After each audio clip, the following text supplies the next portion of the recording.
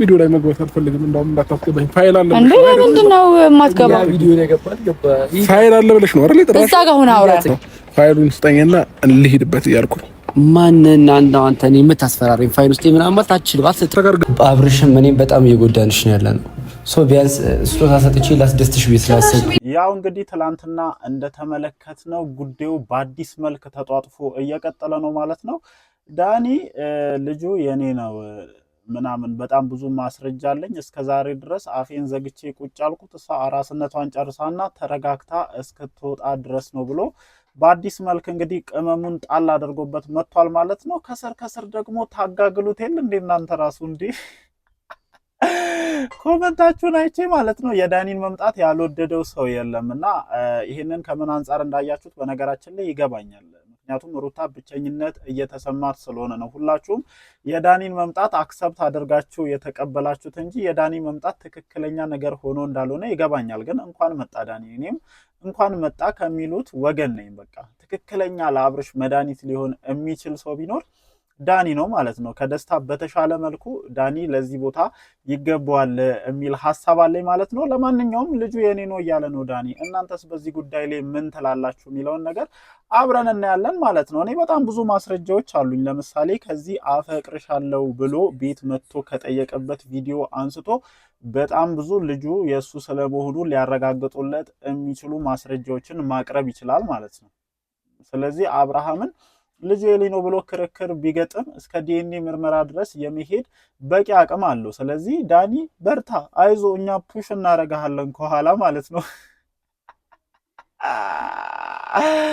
እና የምሬን ነው የምላችሁ፣ እንደ ቀልድ ልናየው እንችላለን። እኔም እዚህ ጋር እየሳኩኝ ምናምን ላወራ እችላለሁ። ግን እውነታው ዳኒ ገፍቶበት ከሄደ እስከ ዲኤንኤ ምርመራ ድረስ ሄዶ ልጁ እስኪረጋገጥ ድረስ አባት ነኝ ብሎ የመገገም ሙሉ መብት እንዳለው ነው እማቀው ማለት ነው። ምክንያቱም ከደብረ ዘይቱ ጉዞ ጀምሮ በጣም ብዙ አብርሃምና ሩታና ዳኒ ያሳለፏቸው ጊዜያቶች አሉ።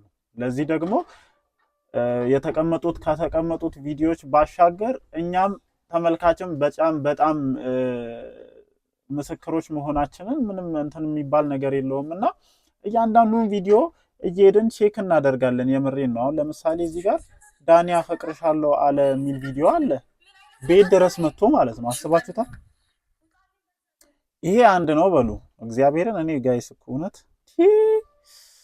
መግጠም ይችላል። እኔ ዳኒ መግጠም ይችላል፣ እስከ ዲኤንኤ ምርመራ ድረስ መሄድ ይችላል። እኔ ተመችቶኛል እንኳን መጣ። ምክንያቱም አሁን አብርሃም እየሆነ ያለው ሲቹዌሽን እንደ ዳኒ አይነት ሰው ወደ ሩታ ህይወት እስካልገባ ድረስ ይስተካከላል የሚል ሐሳብ የለኝም። እስኪ አሁን በባለፈው የተናገርካት ንግግርን ደግመህ ትላት እንደሆነ አብረን እናያለን። በባለፈው ምን ነበር ያለው?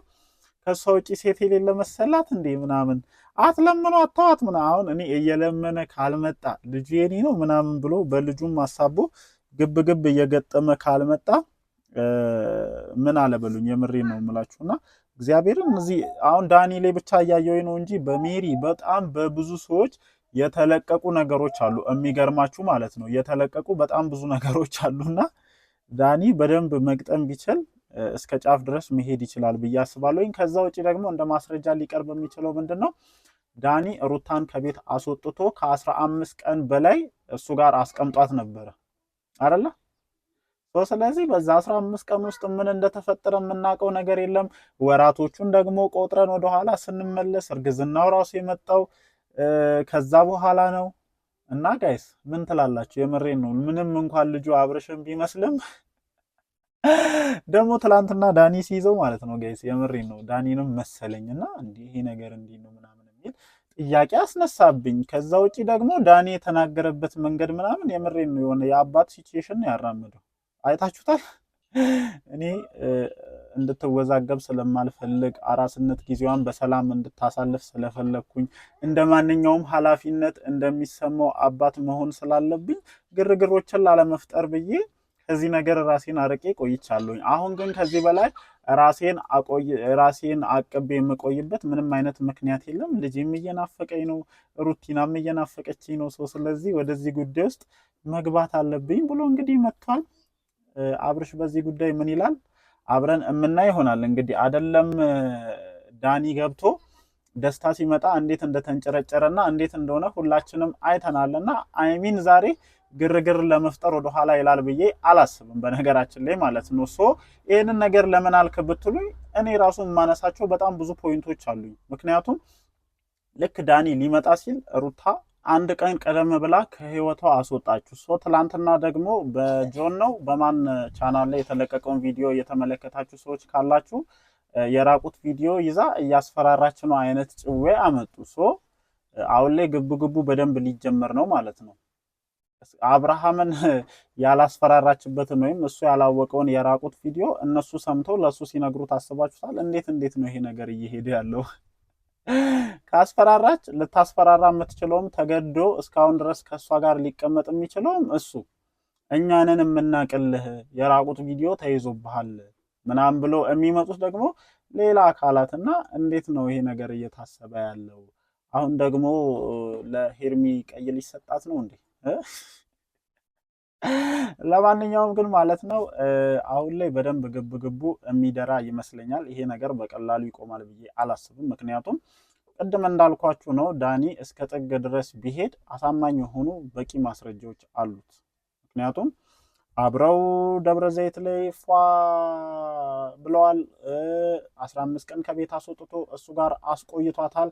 ስለዚህ በዛ መሀል የተፈጠሩ ነገሮች አሉ። እንዳልኳችሁ ደግሞ ወራቶችን ወደኋላ ሄደን ስንቆጥር ተመሳሳይ አይነት ነገር ነው የሚያሳየን። ስለዚህ እኛም ይሄ ነገር እንዲጣራልን እንፈልጋለን። ምናልባትም እኮ አብርሽ እንደዚህ አይነት ነገሮች ከንከነውትም ሊሆን ይችላል ከእሷ ጋር ግጭት ፈጥሮ ወጥቶ ወደ ሄርሜላ ሄዱ። ስለዚህ መጠርጠር አይከፋም። መመርመር ያለበት ጉዳይ መመርመር አለበት። ዳኒም ዝም ብሎ ከመሬት ተነስቶ የሰው ልጅ ልጄ ነው ብሎ ይመጣል የሚል ሀሳብ አይኖረኝም።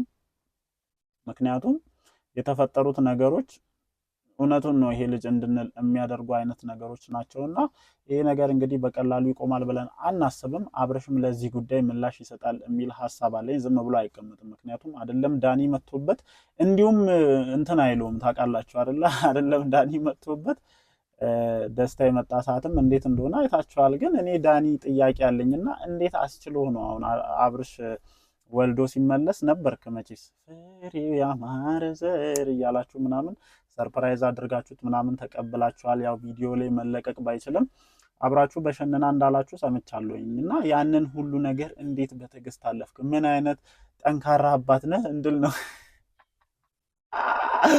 እያደረገኝ ያለው። እና እንዴት እነዚህ ነገሮች ሁሉ በትዕግስት ልታልፍ ቻልክ? እንዴትስ ልጁ ያንተ መሆኑን እያወቅ ይህንን ሁሉ ነገር በዝምታ ልታልፍ ቻልክ የሚለው ነገር ያው ጊዜ ስታገኝ ትመልስልናለህ ብዬ አስባለሁኝ። እንደ ተመልካች ዝም ብለህ አባት ነኝ ልጁ የኔ ነው ብለህ ስትመጣ ልጁ ያንተ ነው ብለን አንቀበልም። የምናነሳቸው ጥያቄዎች ይኖራሉ። የኔ የመጀመሪያው ጥያቄ እስከ ዛሬ ድረስ ለምን ዝም አልክ ለሚለው ያው አራስነት ጊዜዋን ትጨርስ ትረጋጋ ምናምን እንደሆነ ገብቶኛል። ግን ምንም አይነት ነገር አላሳየህም ነበር። አብርሃምም ወደዛ ሲመጣ ምናምን ነገሮችን በዝግታ ነበር ያለፍከውና እንዴት የዚህን ያክል ጥንካሬውን ልታገኝ ቻልክ? ልጁ አንተ መሆኑን ከእርግዝናዋ ጀምሮ ለምንድን ነው ያልጠረጠርከው? አሁንስ እንደዚህ በምትጉላላበት ሰዓት አብርሃም እንዲህ በሚያደርግበት ሰዓት ብቻዋን በነበረች ሰዓት ለምን ተውክ የሚሉ ጥያቄዎችን እኔ እንደ ሀሳብ አነሳለሁኝ። እናንተስ በዚህ ጉዳይ ላይ የምታነሱት ጥያቄ ካለ እንግዲህ አንድ ላይ ሰብሰብ አድርጎ ይመልስልናል ብዬ አስባለሁ። ለማንኛውም ከዚህ በኋላ ነገሩ እጅጉኑ እንደሚጦዝ እርግጠኛ ነኝ ማለት ነው። ምክንያቱም እንዲሁም የዛኔ አብርሃም ከሱ ጋር ስትሆን እንዴት ሲያደርገው እንደነበር በደንብ የተመለከታችሁ ይመስለኛልና አሁን ላይ ደግሞ ጭራሽ ልጁ የኔ ነው ብሎ መጥቷል። እውነትም ደግሞ ብዙ ሰው ሊያስጠረጥር የሚችሉ በጣም ብዙ የተፈጠሩ ነገሮች ስላሉ ስለዚህ ነገር መጨረሻ እስኪ አብረን ለማየት እንሞክራለን። አይሚን ምሽት ላይ አብርሃም ትላንት ለተነሳው ሐሳብ ምላሽ ይሰጥበታል ብለን እናስባለን ማለት ነው። የሚፈጠሩ ነገሮችን አብረን እናያለን። እወዳችኋለሁ። ምሽት በሚለቀቀው ቪዲዮ ዙሪያ እንደተለመደው ሐሳባችንን መተን እንሰጣለን ማለት ነው። ይመቻችሁ።